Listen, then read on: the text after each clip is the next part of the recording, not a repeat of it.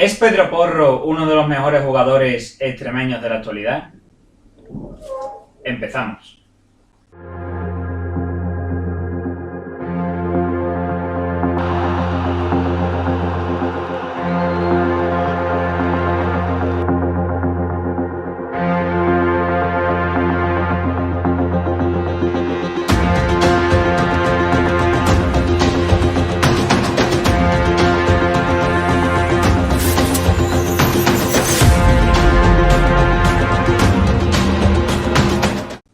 Muy buenas a todos, aquí en Extremo Fútbol. Yo soy Pablo Enrique, me acompaña Hugo Antelo. ¿Qué tal, Hugo? Muy buenas. Muy bien, y encantado de estar en otro vídeo más contigo y de hablar sobre uno de mis jugadores favoritos, lo debo confesar, como es Pedro Porro.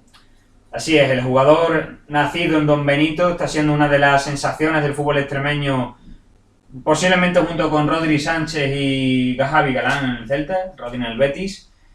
Y ahora mismo es el único de los tres que está en la selección absoluta, así que hemos querido hacer un vídeo teniendo en cuenta que hace poquito fueron las convocatorias con la selección, hablar de Pedro y de su importancia en el actual Sporting de Portugal, como también hablar un poco de su trayectoria, Hugo, desde que prácticamente nació. Sí, hay que hablar que empezó en la gimnástica de Don Benito, que era un club que su padre y un amigo, su padre Yeyo, y un amigo Montalbán, tenían una asociación futbolística a la que se unieron luego a la gimnástica de Don Benito. Esa asociación futbolística de fútbol sala, como puede ser muchos equipos de aquí de la zona de Extremadura, y que él empezó ahí haciendo sus pinitos en el fútbol desde que tenía 5 años.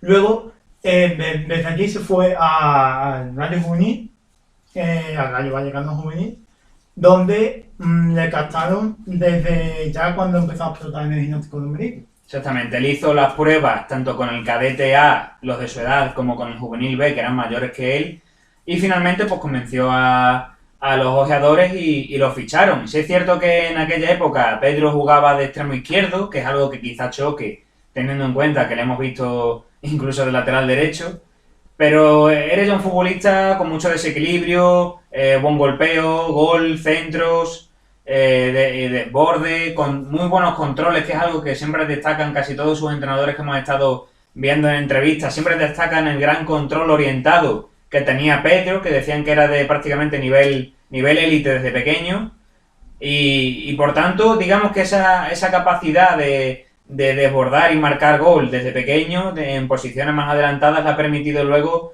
como comentaremos en su llegada al Sporting de Portugal, y tener tanta importancia, valga la redundancia, en el conjunto portugués. De hecho, Hugo, su técnico del Rayo Juvenil, Ángel Don Gil, también destacaba que incluso llegó a jugar como delantero centro. Entonces por eso estamos diciendo, ¿no?, que era un futbolista ya desde pequeño acostumbrado pues, a pisar posiciones más adelantadas y a tener de varias posiciones de cara a puerta y digamos oportunidades para anotar. También hay que destacar de luego cuando pasó del Rayo Juvenil al Girona, lo que más se destacaba en el club sobre él era que en el Rayo había sido un poco más indisciplinado en los estudios, un poquito más cabeza loca, por decirlo de alguna manera, y en el Girona Juvenil sí que le dieron ese toque de profesionalidad, ese toque de saber centrarse, de construirle no solo como futbolista, sino también como persona, como profesional, como hacerle ver que en el futuro iba a ser importante esa faceta. Además, lo destacan también cuando dijeron que cuando él llegó había muchos otros clubes detrás de él, no solo el Girona, clubes tan grandes como el Bayern de Múnich, el Atlético de Madrid, el Real de Madrid, y que su entorno y él fueron muy importantes para ver que el proyecto de Girona encajaba como un guante para su familia y para él como futbolista. Exactamente, no se quiso precipitar, quiso mantenerse, terminar de formarse, aunque sea durante una temporada más en el Girona, en una posición, Hugo, que le favorecía, como era la de carrilero, y de hecho, en el Girona directamente pasa del juvenil al primer equipo, con el filial, juega 2 o 3 partidos simplemente, muestra también del nivel que ya tenía desde su llegada al Girona y las condiciones que le veían, sobre todo, Hugo, sabiendo que Pablo Maffeo, que había sido el carrilero la anterior temporada, ya no estaba, incluso llegando a jugar Hugo de delantero centro. Estamos hablando de ya la posición más adelantada que puede ocupar un jugador en el campo. Por eso se ve también en la faceta jugador. Ahora vamos a pasar a su etapa en el Girona Juvenil, en lo que más se destacaba en el Girona, con sus entrenadores y otra gente del departamento de cantera, era que con respecto al Rayo, que en el Rayo había sido más irregular en los estudios, tenía la cabeza más en otras partes, era como, por decir así, un poco menos profesional. En el Girona sí que le habían dado otra faceta, otra formación en el aspecto humano, a la hora de centrarse en los estudios, de decirle que en el futuro iba a servir para ser más profesional y para ser más disciplinado, y a partir de ahí se le vio otra actitud. También se le destacaba de su proceso de llegar desde el año juvenil hasta el Girona Juvenil, que había muchos clubes detrás suya, como el Bayern de Múnich, como el Atlético de Madrid, como el Real Madrid, clubes muy grandes, que en competiciones normales cualquier jugador se hubiera ido allí. Y lo que ellos destacan es que tanto su entorno como él fueron inteligentes para saber que era su entorno ideal, donde él podía crecer, donde podía tener una estabilidad y un contexto favorable. Y es lo que más destacamos en el Girona. De hecho, en el Girona pasa directamente del juvenil al primer equipo, con el filial juega solo 2 o 3 partidos, muestra también del nivel que tenía ya Pedro Porro en esa época. De hecho, Pedro Porro parece que no Hugo, pero sigue siendo muy joven. ¿Pero por qué? Porque al fin y al cabo debutó en edad juvenil. Al fin y al cabo, Maffeo se salió del equipo tras una buena temporada y el relevo, contra todo pronóstico, fue Pedro Porro. De ahí, evidentemente, con la conexión, el Girona bajó, con la conexión Manchester City fichó por el City, le dejaron cedido en el Valladolid. Y sí es cierto, Hugo, que en el Valladolid no fue la mejor opción precisamente para cederle. ¿Por qué? Porque el Valladolid jugaba 4-4-2 en el 99% de los partidos. Claro, Pedro Porro había destacado como carrilero, le probaron tanto de lateral como de extremo derecho, ninguna de las dos posiciones terminó de funcionar. El Valladolid sí es cierto que se salvó, pero Pedro Porro no terminó de sentirse cómodo, por lo que al verano siguiente se fue cedido, en este caso, al Sporting de Lisboa. Al conjunto de Lisboeta, que entrenado por Rubén Amorim. Sporting de Portugal, ¿no? Sporting de Portugal, claro, el conjunto de Lisboeta, de las dos formas se puede hablar. Entrenado por Rubén Amorim, con 21 años, aún muy joven, como tú has dicho que había debutado en etapa juvenil, fue a Portugal y tras una sequía muy grande del Sporting en Liga, consiguió ganar la tasa de la Liga, como se llama allí el campeonato liguero, tras 19 años. Y además, muchos de esos partidos, la gran mayoría, era titular. ¿Por qué? Porque a Rubén Amorim, con ese sistema de 3-5-2, le daba lo que él quería de un carrilero, porque es, como hemos dicho muchas veces, como Marcos Alonso, esa posición pura. El único que puede ser carrilero específico, ¿no? Lateral carrilero o extremo carrilero. Y esos tres centrales le permitían liberarse un poco más en defensa, aunque también, como tú vas a comentar ahora, en defensa Rubén Amorim le ha hecho trabajar más y ser mejor. Y luego de ataque poder proyectarse más vertical, centrar con ese centro depurado como hemos hablado, y además una faceta goleadora tanto cuando llega para romper hacia el arco rival o en falta, que es otro aspecto que no habíamos visto de él. Incluso ya penaltis, que hemos visto también lanzar penaltis. Sí, Hugo, al fin y al cabo en defensa, este tipo de futbolistas también dependen mucho de los entrenadores, ¿no? Sobre todo los jugadores que vienen formándose de extremos de cara a hacer la transición de carrilero a lateral, dependen mucho de eso, de las herramientas y el trabajo prácticamente individual que haga el entrenador con él. Por eso es cierto que también está mejorando en defensa, pero también es cierto que en conjunto el Sporting de Lisboa, el Sporting de Portugal mejor dicho, está siendo, bueno, ya fue la temporada pasada, una roca atrás, y en concreto, lo tengo aquí, 15 goles en 32 partidos. O sea, estamos hablando de que te sale prácticamente un gol cada 2 partidos encajados. O sea, son números que principalmente fue la base del título, con muchos partidos en los que ganaron pues por 1-0 o resultados más cortos, que las porterías a cero constantes le permitieron al Sporting de Portugal conseguir ganar el título contra, como tú has dicho, contra Benfica y Porto, que eran los equipos que venían dominando estos últimos años. En el aspecto individual, para ilustrar un poco lo que hemos dicho, podemos sacar unas estadísticas de la temporada pasada, como que llevaba 3 goles, 3 asistencias.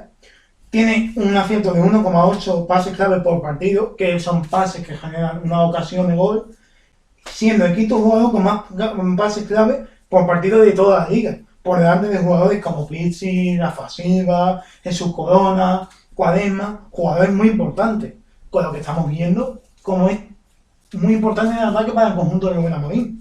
También en lo que es la faceta defensiva vemos 1,3 intercepciones por partido, que son robos de balón, casi un robo de balón por partido, 1,2 regates completados por partido, también en el apartado ofensivo, y 4,9 duelos totales ganados, es decir, 49%, o sea, casi 5 duelos totales ganados por partido.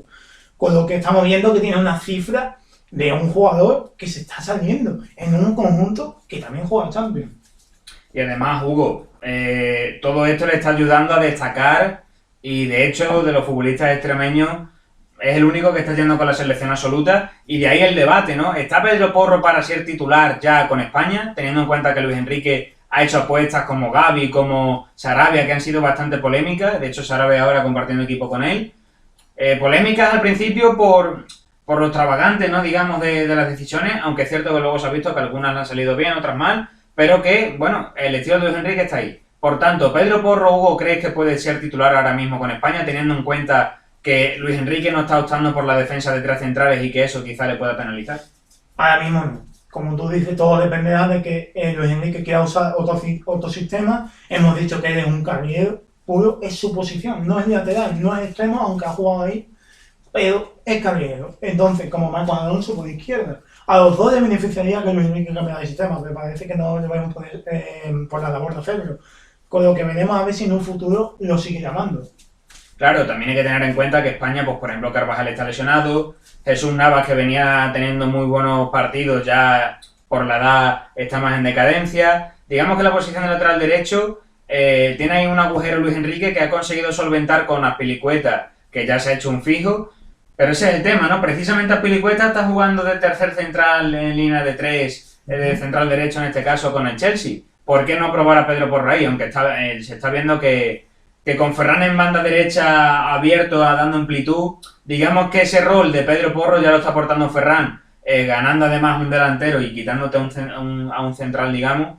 Así que es normal también que le cueste más a Pedro, pero quizá en el futuro, si va evolucionando como futbolista, ya decimos, es todavía muy joven, y a Azpilicueta, quieras o no, poco a poco va a ir dejando paso, porque se ha hecho indiscutible la selección con bastante edad para digamos, a comparación de Pedro. Por tanto, quién sabe, ¿no? Si en el futuro puede ser una opción palpable, también si sigue en el Sporting, si no, ya vimos también la polémica que tuvo recientemente con su abuelo, que las supuestas declaraciones que había dicho respecto al Real Madrid, Atlético Madrid y Barcelona.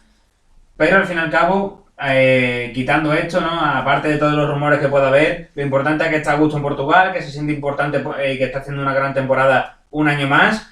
Y que te doy el dato, Hugo, se convirtió cuando debutó con la selección en el 16º jugador de la región en debutar con España. Pocos jugadores en la selección española comparados con otras regiones, con lo que es importante hablar de estos jugadores, tanto de Pedro Porro como Rodri, que hablaremos en un futuro, como tantos otros, Javi Galán, que ya lo hemos comentado, que es verdad que son pocos, pero todos ellos con un papel importante en sus clubes y con posibilidades, ¿por qué no?, de ir a la selección. Ya hablaremos de ellos y mismamente, Hugo, Javi Galán, Pedro Porro, dos carrileros barra laterales. Ahora mismo, ¿quiénes hay mejores en España que esas dos opciones, ¿no? Poquitos jugadores se pueden codear con Pedro Porro y Javi Galán, así que nada. La semana que viene tendréis un vídeo de Rodri precisamente hablando del Betis, hablando de Rodri y su encaje en el Betis y en la selección.